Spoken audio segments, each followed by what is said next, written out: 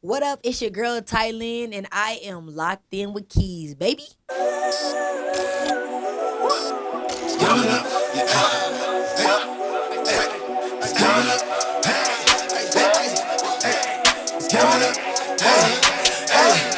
What it do one time, two times, three times, all them times, man. It's your boy, Jay Keys. I'm in the building, man. We doing our thing. We locked in with Keys. Appreciate y'all for locking in, man.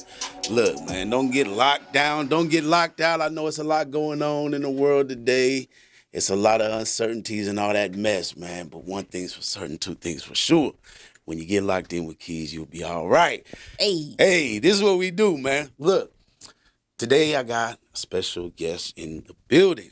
I have the one and the only. I don't even want to do long intros. I can't do no long intros. I just have to say, man, y'all just give it up, man. We gonna add it, but we need hand claps. Had all that stuff, man. For Tylynn is in the building. You feel me? Oh my God. This is such a gracious experience that's happening right now. Tylynn, I gotta say I appreciate you for taking time out to just holler at me for a hot second, getting locked in with Keys. You are an incredible artist. You've been doing so much work. But I kind of want to really get into you as the individual and what makes up Tylynn. I've been looking at the projects you've been releasing lately. They've been thought provoking and oh man, I love what you do. I just love what you do. But for those that don't know, I know you have musical background, if you will. yeah. So where does that come from? Where does that really come from? Well, thank you for the introduction. First of all, thank you for all the compliments. Thank you for the opportunity to even be a part of this. This is super dope what you're doing. So for me, my entire family was musical for the most part. My mom and her sister, they grew up singing in church. My nana used to take them all around the country singing in different people's churches. My grandfather, God rest his soul, he played like every instrument, wrote music books. And so yeah, I feel like it was always kind of coursing through my bloodline, you know what I mean? And Yeah. then I just developed a passion for it literally when I was about maybe like 6.5 years old. So Okay. Yeah, yeah. So how long you been rapping though? Because this is a different thing though. Because like what I heard singing at first. That's just for me as a producer. I heard the singing side of Tylynn first. That was what I had heard first, and then it seems that um, then took over the rapping side, and then there's been this beautiful blend of both on a consistent basis. So, what's been going on with you as an artist? Is where you developing at? What's been going on there? okay, so I guess to answer your first question, I started rapping, like writing raps when I was 6.5 years old, about seven. I always had a passion for rapping. Singing was just like God given. So it was kind of like, I always felt like when I was growing up, I used to think, well, singing's the easy thing to do because I can Gotcha. I can just do that. But Yeah. rapping is the part where I can be competitive, learning how to write, Mm, learning how to use metaphors, similes, put like concepts together, and just try to be really good at it. And so it's interesting. A lot of people, at least from probably both Omaha and Lincoln, discovered me from singing because the first video that I put out was for my song Just Yet. So everybody was like, "Oh, she's a singer." You know, when I dropped my project Alter Ego, because I was like, "Okay, people like this little singing side." But then I was like, "But don't get it twisted though. Like I'm not really a singer. Like I'm a rapper. That's what I do." And so I made it a point to be like, "Nah, I got to start putting out freestyle after freestyle after freestyle to show people like I felt like I was a rap vocalist is what I used to call myself, but now I don't even box myself in. I'm like I'm just an artist. nice. And yeah, that's kind of how I do that. But sorry, what you say? My second question, what the progression? Is that what you Yeah, well, asked? the progression of it, and I think you Mm-hmm. really answered that with the whole, let's not get it twisted, because that's really what it Yeah. is. The response of, like where people want to box you in as an artist, Mm-hmm. where you get to a certain point in your career, where the beginning, middle, and the end, people see a certain side that they attach to, Right. and they feel like, oh well, I like you like this, and this is how I want you to be, and yet you're saying, well, wait a minute, I'm a consistent artist. I evolve, I change with time, I change with my mind, with my body, with my heart, with how God evolves my gifts. Mm-hmm. I there do the same thing, and so that's been for me also has been an important thing, even as a producer, to not get caught up in that when people say, "Oh, well, I like you when you was doing da da da da da." Mm-hmm.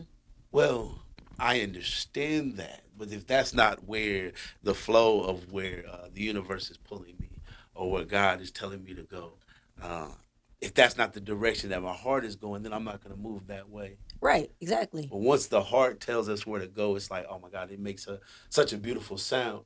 Mm-hmm. Now, speaking of sound, so I see you've been working with, if I'm not mistaken, his name is Big Ben. Is it Ben? Yeah. My Okay. engineer. Shout Okay. out to Big Ben. Okay. Shout out to Big Ben. Now, Big Ben. Now, I don't know too much about know too much about him. Now, you two have just now started linking up. So no, me and Ben, we actually originally connected because I did a feature for him for a project. You say that. For a project that he dropped probably about 2.5 years ago. And then we like had linked up again recently, and he was just like, literally, Ty, I believe in everything you're doing. I want to help you in any capacity that I can. And I already knew he was genuine, just the way we did business 2 years ago. I was like, he's a real stand up guy. Nice. And he told me like he graduated from Full Sail, like, and he was like getting more into the engineering and was like, I want to be a part of the team. And I was like, please come on, because See, we need an in-house like set engineer, so yeah. Now, see, now that's what I enjoy too. I enjoy that there's the desire, and I believe that some people can sort of misconstrue that because it has to be right. The situation has to be right. The circumstances, the flow, the people, the energy has to be right. Right. And sometimes people can misconstrue. When they're not aligned with that energy. I remember I had a guy ask me that. He's like, man, well, what you gonna do? Everybody's always asking you for features, Jake Easy. You always say, no, I don't have a problem saying no for me. Mm-hmm.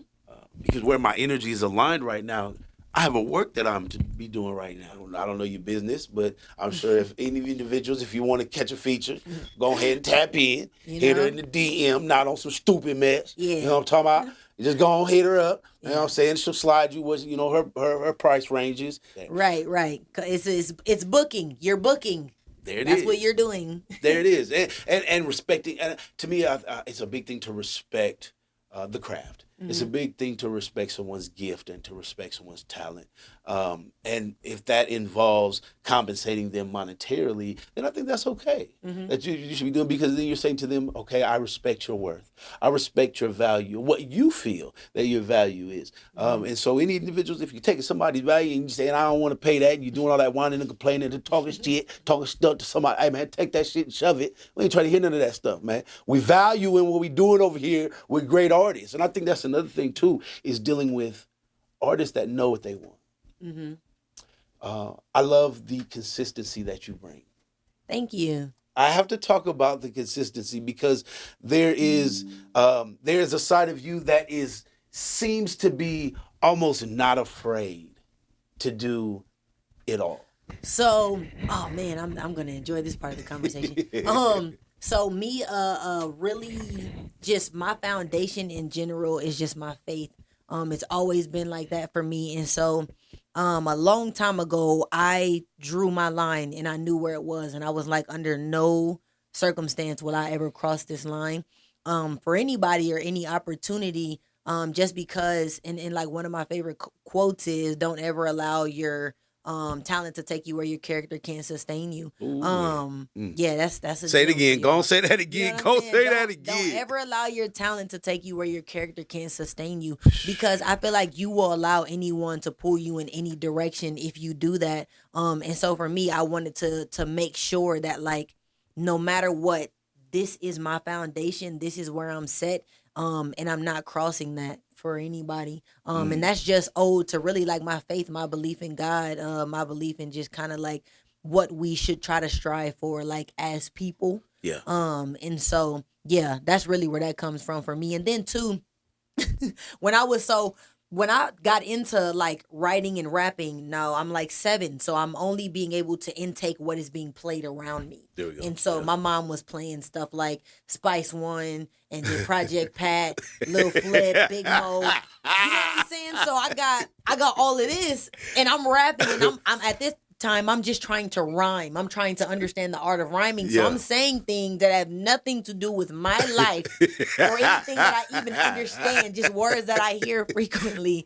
And when I was about 10 or 11, my cousin Kenny Can, shout out to him, he was an artist, he used to rap.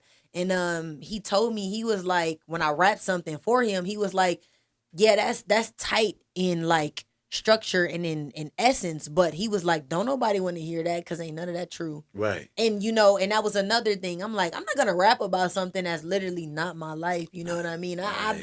I have a little bit of a bone to pick with artists that do stuff like that, like try to portray something that is like, but do you even do that, or do you know what you're doing by putting that out and trying to influence somebody else to follow that, but it's not really even you. You know what I mean? And so for me, I'm just real big on like integrity and honesty in my music. So I will say this, with the release or with the upcoming release of your new track, Bots. It's a freestyle. It's not even part of the project. Yeah, it's been real dope just kind of seeing the evolution of where you are as an artist. Looking into some new things, I kind of wanted to get into how would you describe your music? Because with the ever evolving state of hip hop, like it's not just hip hop, it's there's so many different subgenres that's going on right now. So how would you describe what the type of music you make though? So I always tell people I just make life music. I try to make music that people can relate to. Every now and again, I'll make something that's just a little bit more fun, a little bit more bounty, not so serious. But for the most part, like my music, it is derived literally just from like my life, my experiences, things that I've, and even sometimes like what am I trying to say? Just like experiences that I've seen like other people have through my relationships with them, like being able to tell a story from somebody else's perspective too. But yeah, like it's literally just about stuff that like life lessons that I learn. Because the way that like people connect in general is literally just through our experiences, whether that be positive things or whether that be trauma. And so I always try to take a lot of just those stories and put them into my music, but show the other side of it. Like, but now I'm here. So that gives a lot of people hope. Like, you know what I mean? I literally the other day just had someone message me and tell me like their friend was buying 2 of my records that are particularly about overcoming like pain and like just, you know what I'm saying, life, and said that those particular songs were getting them through like a really tough time that they're having in their life. And I'm like, that's literally like what I do it for. You know what I mean? I don't do it so people can just jump. I have records like that are cool, but for the most part, like the music that sticks with me is the music that when I listened to it, I was like, this helped me like with something in my life. And so yeah. So you definitely make sure that there's an emotion attached to your music. I say 98% of the time. Right. Yeah. There's still No. 2% that is just fun. Yeah. Yeah. You gotta have him. You gotta have you bounce around, throw this in the club, man. Throw this in your car, just bouncing down the street. Right. Do your thing. So yeah, I totally agree with that. Again, that's another part of what I enjoy about what you do. And the music that you create. I also wanted to talk about in one of your last videos, you're with your mom, and you talk about a situation in the video.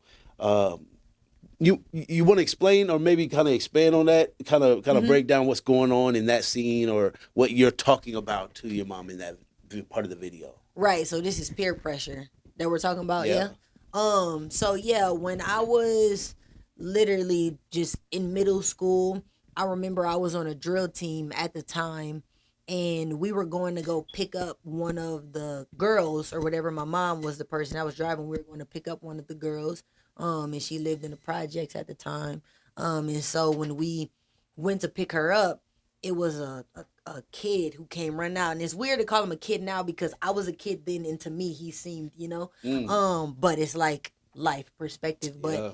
so it was a kid. He came out and he just he starts banging on the door of like my mom's car, and he's like help me, let me in. And I'm just kind of looking like, what's going on? Like clearly this guy is in trouble. I've seen a lot of traumatic things, and the look on his face is just like it's unforgettable. You feel me? And like Yeah. then just a whole rush of people that come running behind him, and my mom just like pulled off, and as she should have as a mother and a Absolutely. The protector in that practice. situation, Yes. Absolutely. and just what I saw in that moment looking back was like, this kid, he's running, almost trying to like run after our car, and then like he gets caught. He doesn't make it very far.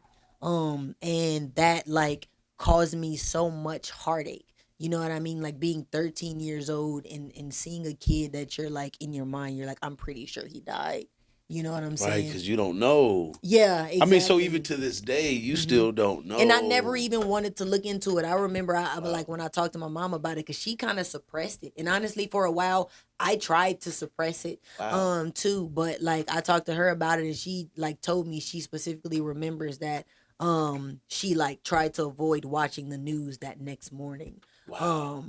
Because it would have really put a name to a face to, you know what I'm Oh yeah, saying? yeah, And yeah. all of Absolutely. that, and then it makes it that much more traumatic for you, Yeah, you know what I'm saying? yeah. But like, yeah, I had like nightmares about that, you know what I mean? Like that really impacted me like a lot, you know what I'm saying? And I've been through a lot and probably seen some even worse things, but it's like it just kept adding on, Yeah, you know what yeah. I'm saying? But like, so in that moment, you know what I mean? I was stressed out, and I'm just like, I need air, I need to breathe. I'm like, Mm, that kid probably died. I don't want to talk to anybody right yeah, now. Like I need space. Like my anxiety's flying through the yeah. roof. And so that's what we were trying to portray in the video. When I get out of the car and I'm walking and my mom's trying Nice. to catch Okay. up to me, it's just like I need space, you know what I'm saying? Yeah. So yeah. So for this then, so peer pressure sounds like it was almost a release for you then, Yeah. in a way. It really was. And what's interesting is like I had a real good friend of mine like message me when they saw the video, and they were like, I want you to know that like I love the video, and also I hear you. You know what I mean? Mm, And that was all that needed to be said. And I was just man, like, thank you. a You know million what I'm words saying? when it's only a couple said. There you go. Like That's that's it. Because sometimes it's hard, like when you love people and then you're young and you're growing up, and even now, shoot, at this age, I see people fall under peer pressure all the time. I think I'm a bit of a ways from that now, sure, but it's sure. like, coming up, you have so much loyalty to people, like well, certain kind of people, you know what I'm saying? And it's just Mhm. like, look at what I do just to be loved by you. Like I feel like I compromise so many different things, put myself in situations that I know that I Yes. shouldn't be in, but I'm just trying to show you that like I care about you, and also want that same love in return. And that's what it is when you growing up and you Yes. you know you going through like all the peer pressure. So Man, this word loyalty keep coming up. Hey man, I told y'all I'm gonna do a whole podcast just on loyalty. Everybody that's came through so far keeps bringing up loyalty, and mhm. so I'm gonna go ahead and just do it. I don't know when. I don't know if I'm gonna do it by myself or if I'm gonna ask somebody, but this loyalty keeps coming up, man, and it seems to be a trending thing.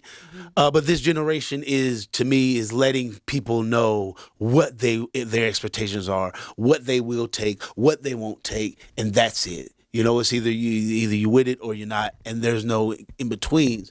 And so you have these other generations, especially mine, who look at that and think, well, you just being disrespectful, or you just being Mhm. a young punk, or whatever you want to call it.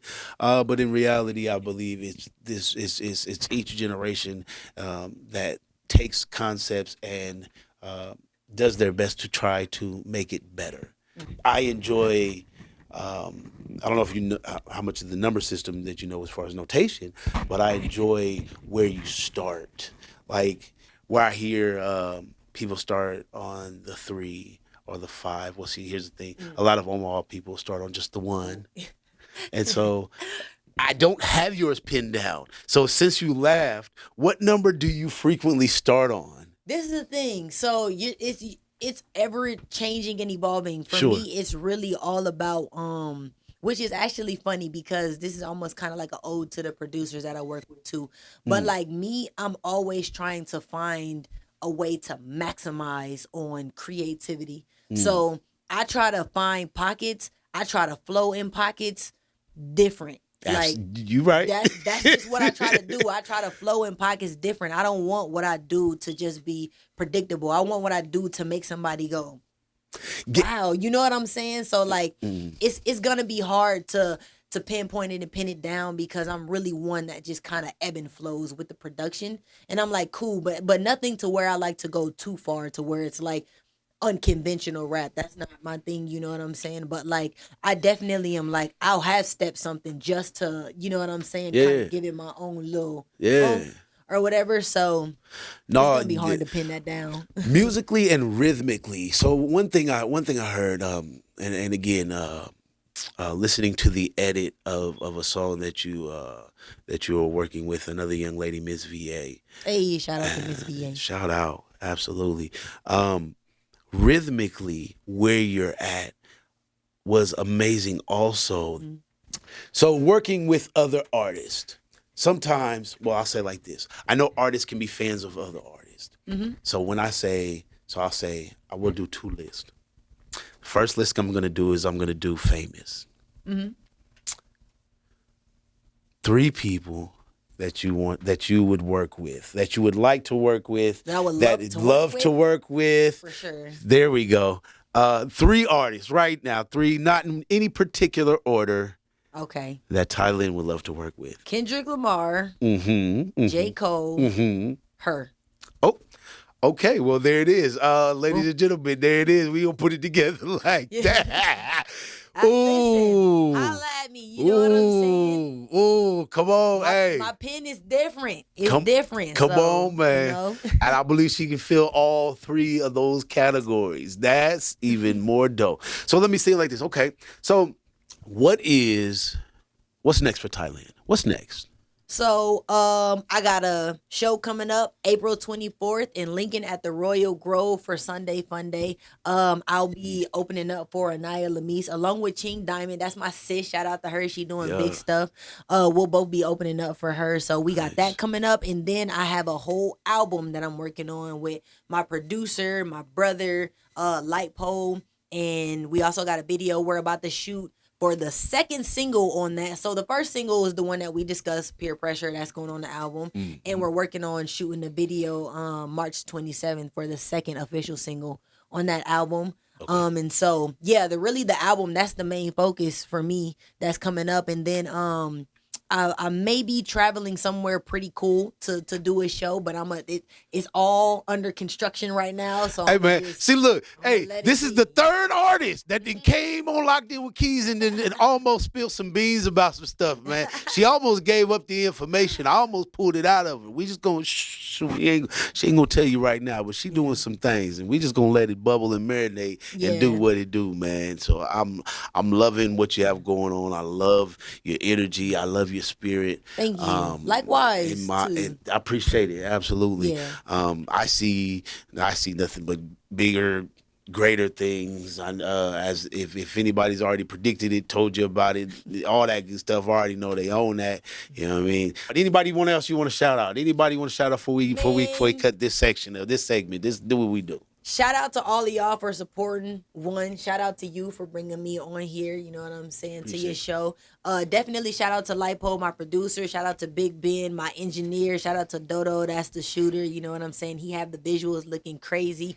And Yeah. really just shout out to anybody that is pursuing a dream, consistently doing their thing. Not looking for people to really just kind of open every door for them, but is literally going and kicking them doors down because this line of work essentially it's not easy, you know what I mean, like a lot of Mm. people give up, you know what I'm saying. And so like for everybody that's out there that's still chasing your passion and your dream, shout out to y'all.